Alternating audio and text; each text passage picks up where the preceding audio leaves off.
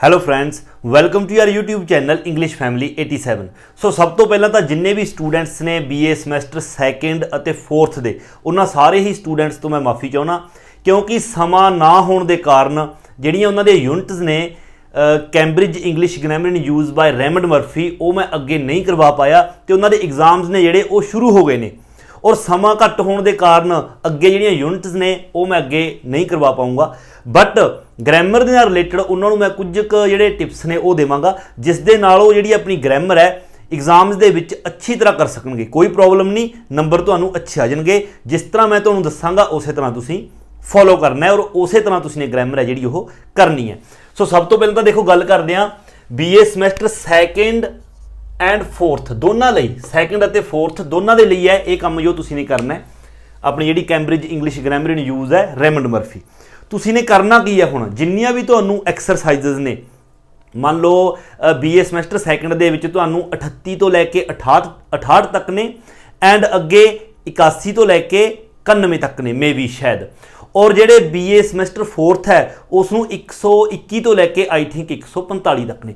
ਤਾਂ ਜਿੰਨੀਆਂ ਵੀ ਐਕਸਰਸਾਈਜ਼ਸ ਤੁਹਾਡੇ ਸਮੈਸਟਰ ਦੇ ਵਿੱਚ ਆਉਂਦੀਆਂ ਨੇ ਉਹਨਾਂ ਨੂੰ ਤੁਸੀਂ ਨੇ ਸਿਰਫ ਪੜ੍ਹਨਾ ਹੈ ਜਿਸ ਤਰ੍ਹਾਂ ਕਿ ਆਪਾਂ ਬੁੱਕ ਦੇ ਵਿੱਚੋਂ ਆਪਣੇ ਕੁਐਸਚਨ ਪੜ੍ਹਦੇ ਹੁੰਦੇ ਆ ਇਸ ਤਰ੍ਹਾਂ ਪੜ੍ਹ ਲਿਓ। ਬਟ ਤੁਹਾਨੂੰ ਸਾਰਾ ਪੜ੍ਹਨ ਦੀ ਜ਼ਰੂਰਤ ਨਹੀਂ। ਇੱਕ ਤਾਂ ਜਿਸ ਸਾਈਡ ਰੂਲਸ ਲਿਖੇ ਹੁੰਦੇ ਨੇ ਉਸ ਪੇਜ ਨੂੰ ਤਾਂ ਬਿਲਕੁਲ ਨਾ ਦੇਖੋ, ਜਿਹੜੀਆਂ ਉਹਨਾਂ ਨੇ ਐਕਸਰਸਾਈਜ਼ ਦਿੱਤੀਆਂ ਨੇ ਸਿਰਫ ਉਹਨਾਂ ਨੂੰ ਦੇਖੋ ਕਿਉਂਕਿ ਇੱਕ ਵਾਰ ਜੇਕਰ ਤੁਸੀਂ ਐਕਸਰਸਾਈਜ਼ ਦੇਖ ਲੈਂਦੇ ਹੋ ਪਿੱਛੋਂ ਆਨਸਰ ਦੇਖੋ ਉੱਥੇ ਫਿਲ ਕਰ ਲਓ।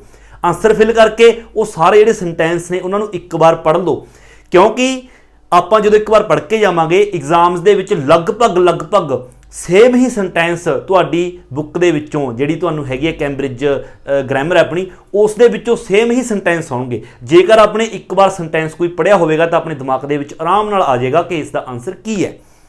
ਸੋ ਉਸ ਦੇ ਲਈ ਕੀ ਕਰਨਾ ਹੈ ਉਹ ਵੀ ਤੁਸੀਂ ਨੇ ਸਾਰੀਆਂ ਐਕਸਰਸਾਈਜ਼ ਨਹੀਂ ਪੜ੍ਹਨੀਆਂ। पहली गल तो याद रखनी है जिन्नियां भी एक्सरसाइज दित्तियां होंदियां ने उन्हां दे विच जिहड़ियां पिक्चर्स वालियां एक्सरसाइज ने वो तुसीं ने बिल्कुल नहीं करनियां। जिन्हां दे पिक्चर्स दित्तियां होंदियां ने है ना वो तुसीं ने बिल्कुल टच नहीं करनियां, उन्हां दी जरूरत नहीं, वो एग्जाम दे विच नहीं आउणगीआं। और दूसरियां जिहड़ियां एक्सरसाइज दे विच कॉन्वरसेशन हुंदी है, कॉन्वरसेशन मतलब कि गलबात हुंदी है एक पैरे के रूप के। कई बार कोई एक्सरसाइज होंगी है उस एक तो ज़्यादा या दो जने गल कर रहे होंगे ने और पैरे के रूप के बार बार एक दूसरे नाल वो गल कर रहे होंगे ने। सो वो वाली जी एक्सरसाइज है वो भी तुहानूं करन दी कोई जरूरत नहीं, उसनूं भी टच ना करियो। अगली थर्ड है जी वो हैगी एक्सरसाइज विद मल्टीपल ऑप्शनस। कई एक्सरसाइज इहो जिहियां ने आपां ने करियां भी ने जिन्हां दे नीचे सेंटेंस दिते हुंदे ने और उपर इस तरह ऑप्शन दिते हुंदे ने 4 6 या फिर 8 लगभग 6 या 8 हुंदे ने और नीचे सेंटेंस दिते हुंदे ने और कहा जाता है कि किहड़े सेंटेंस दे विच इन्हां दे विचों किहड़ा आएगा और उस दे नाल प्रैपोजिशन किहड़ी लगू वगैरह वगैरह। ਇਹ ਵਾਲੇ ਨੇ ਜਿਹੜੇ ਤੁਸੀਂ ਜੇ ਤਾਂ ਕਰ ਸਕਦੇ ਹੋ ਐਜ਼ ਯੂ ਵਿਸ਼ ਤੁਹਾਡੀ ਇੱਛਾ ਹੈ ਬਟ ਇਹ ਵਾਲੇ ਵੀ ਤੁਸੀਂ ਛੱਡ ਸਕਦੇ ਹੋ ਕਿਉਂਕਿ ਇਹ ਵਾਲੇ ਵੀ ਬਹੁਤ ਘੱਟ ਆਉਂਦੇ ਨੇ। ਕਿਉਂਕਿ ਦੇਖੋ ਤੁਹਾਨੂੰ ਸੈਂਟੈਂਸ ਦੇ ਕੇ ਉਹ ਇੱਕ ਤੋਂ ਜ਼ਿਆਦਾ ਸੈਂਟੈਂਸ ਇੱਕ ਹੀ ਸੈਂਟੈਂਸ ਆਏਗਾ ਲਗਭਗ ਇਸ ਤਰ੍ਹਾਂ ਦਾ ਤਾਂ ਉੱਪਰ ਕਿੰਨੇ ਕੁ ਆਪਸ਼ਨ ਦੇ ਦੇਣਗੇ ਹੈ ਨਾ ਇੱਕ ਦੇ ਲਈ 4 5 8 ਬਿਲਕੁਲ। ਤਾਂ ਇਸ ਤਰ੍ਹਾਂ ਦੇ ਬਹੁਤ ਘੱਟ ਆਉਂਦੇ ਨੇ ਬਟ ਇਸ ਦੇ ਲਈ ਮੈਂ 50-50 ਹਾਂ। ਮੈਂ ਤੁਹਾਨੂੰ 100% ਨਹੀਂ ਕਹੂੰਗਾ ਛੱਡ ਦਿਓ, ਛੱਡਣਾ ਚਾਹੋ ਤਾਂ ਛੱਡ ਸਕਦੇ ਹੋ ਬਟ ਕਰਨਾ ਚਾਹੋ ਜੇਕਰ ਸੌਖੇ ਲੱਗਦੇ ਨੇ ਤਾਂ ਕਰ ਲਿਓ। ਵੈਸੇ ਵੀ ਇਹ ਈਜ਼ਲੀ ਹੋ ਜਾਂਦੀਆਂ ਨੇ है ना तो ये तुसीं छड्ड सकदे हो। हुण मेन रही गल तुसीं ने करना की है जिन्ने भी सिंगल सेंटेंसेस ने मतलब जिन्नियां भी आपां नूं एक्सरसाइजेस इहो जिहियां ने जिन्हां दा मान लो एक सेंटेंस है सिंगल उस दे विच ही आपां नूं इत्थे ब्लैंक छड्डिया हुंदा है ते वो सेंटेंस है कि फिल इन द ब्लैंक्स कि सूटेबल वर्ब भरो इत्थे, सूटेबल प्रैपोजिशन भरो इत्थे है ना, सूटेबल कंजंक्शन भरो इत्थे अपने कोलों। वो मोस्ट इंपॉर्टेंट हुंदियां ने वो तुसीं ने करनियां ही करनियां ने सिंगल सेंटेंस वालियां। और कई बार इहो जिहियां भी हुंदियां ने कि ब्लैंक आपां नूं दित्ता हुंदा है और इधर आपां नूं ऑप्शन दित्ते हुंदे ने मान लो 2 ऑप्शन दित्ते कैन अते कुड कि इन्हां दे विचों की आएगा ਜਾਂ प्रैपोजिशन देती इन अते इनटू इन्हां दे विचों की आएगा।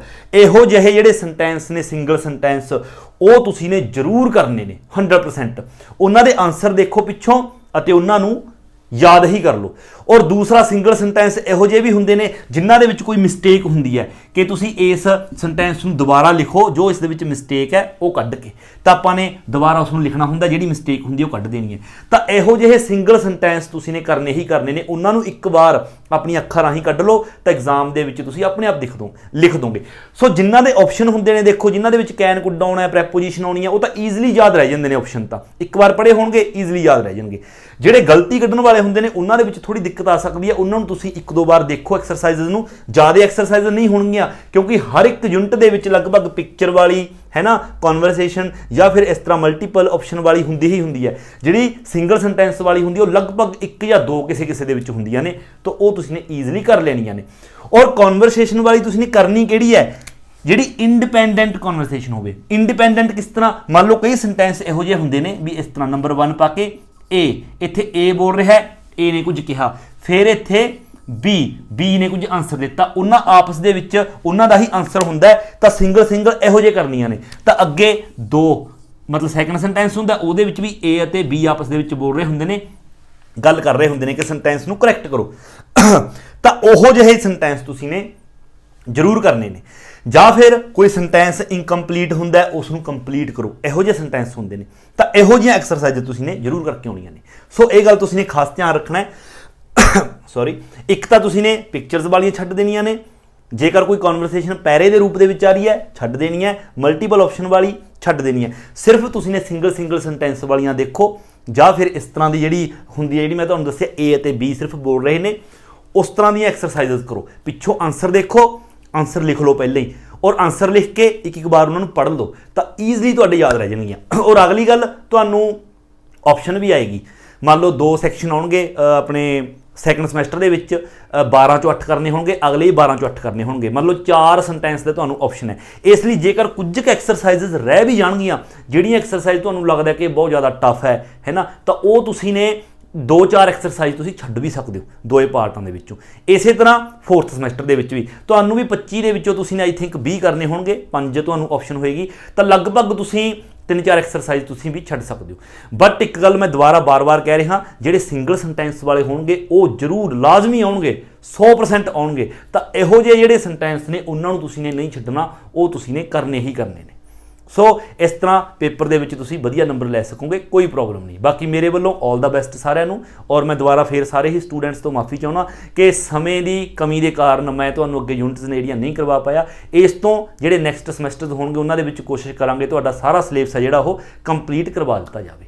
ਸੋ ਵੀਡੀਓ ਨੂੰ ਧਿਆਨ ਨਾਲ ਸੁਣੋ ਇੱਕ ਵਾਰ ਦੁਬਾਰਾ, ਮੈਂ ਕੀ ਕਹਿ ਰਿਹਾ, ਕਿਹੜੀਆਂ ਐਕਸਰਸਾਈਜ਼ ਕਰਨੀਆਂ ਨੇ, ਔਰ ਆਪਣੀ ਬੁੱਕ ਚੱਕੋ ਗ੍ਰਾਮਰ ਦੀ, ਔਰ ਉਹ ਵਾਲੀਆਂ ਐਕਸਰਸਾਈਜ਼ ਕਰੋ, ਔਰ ਪੇਪਰ ਦੇਣ ਜਾਵੋ, ਵਧੀਆ ਨੰਬਰ ਆਉਣਗੇ।